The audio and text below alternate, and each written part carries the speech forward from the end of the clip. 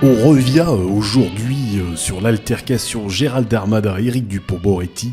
En exclusivité, le micro des Breaking Fake News était là pour capter le contenu de leur vif échange. Dis donc Gérald, pour la branlée originale, t'essaierais pas de me faire porter le chapeau des fois? Faut le dire tout de suite, hein. Il faut le dire, monsieur Dupond-Moretti, vous avez plombé la campagne, vous nous avez fait perdre. Vous avez peut-être aussi buté le préfet Erignac et l'archiduc d'Autriche. Il a déjà gagné l'élection, le gros con. Tiens, tu dormiras encore mieux quand t'auras pris ça dans la gueule. T'entendras chanter la boulelle, le Gugus de Maubeuge. Je vais te renvoyer tout droit au prétoire, moi, au terminus des baveux prétentieux. Et voilà, Jean. Je lui faisais un brin de causette, le genre réservé, tu me connais, mousse et pampre. Et voilà tout d'un coup que le petit cave est venu me chercher, les gros mots et tout.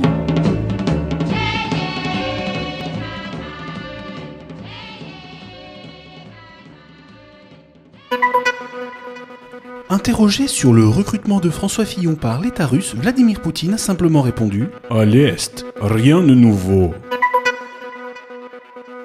Une employée municipale d'Atis-Mons a été suspendue après avoir revendu de faux certificats de vaccination. Dans cette histoire, il y a bien qu'elle qui se soit fait piquer. Emmanuel Macron revient sur les dernières élections. Ma République en marche n'arrive pas à s'implanter au niveau local. Pourtant, elle arrive très bien à se planter au niveau national. Tabassage répété lors de soirées d'adolescents à Paris aux Invalides. Les jeunes, c'est juste le nom de l'esplanade, hein, pas une tradition à perpétuer. Une personne a été tuée et une autre gravement blessée par des tirs vendredi soir dans le 15e arrondissement de Marseille lors d'un tournoi de football. C'était les ramasseurs de balles. DSK précise qu'en cas de triangulaire ou de quadrangulaire, il ne se serait pas retiré. Épidémie de démangeaison en Lorraine, elle n'est finalement pas due au chenille processionnaire. C'est juste d'entendre Nadine Morano qui donne de l'urticaire. Les tenants de la procréation médicalement assistée sont ravis après l'adoption du texte de loi par l'Assemblée nationale. Enfin, on pourra tout se permettre.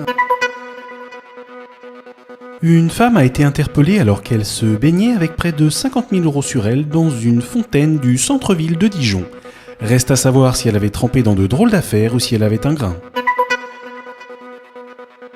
Le gouvernement prévoit la fermeture de plusieurs gendarmeries.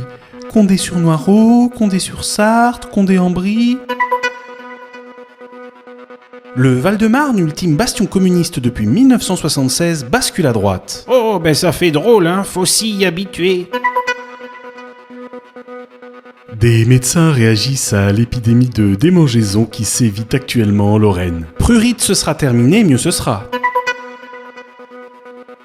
Le sélectionneur des Bleus Didier Deschamps revient sur le match contre la Suisse. Non, mais c'est vrai que Seferovic, Sommer, Gavranovic... Oh, mais désormais ces trois Suisses, on les redoute. Les auteurs de la fusillade à Marseille ne sont toujours pas identifiés, malgré la présence de caméras de vidéosurveillance. La police s'en explique. Ils portaient des cagoles. En baie de Somme, déranger les phoques coûtera désormais 750 €. Ils ne plaisantent pas avec l'homophobie dans les Hauts-de-France. Éric Dupond-Moretti a dit, le garde des Sceaux a dit, il y a aussi des femmes que le pouvoir fait bander. Il y a aussi des femmes que le pouvoir fait bander. Non mais Éric, elles ont une techa, c'est énorme.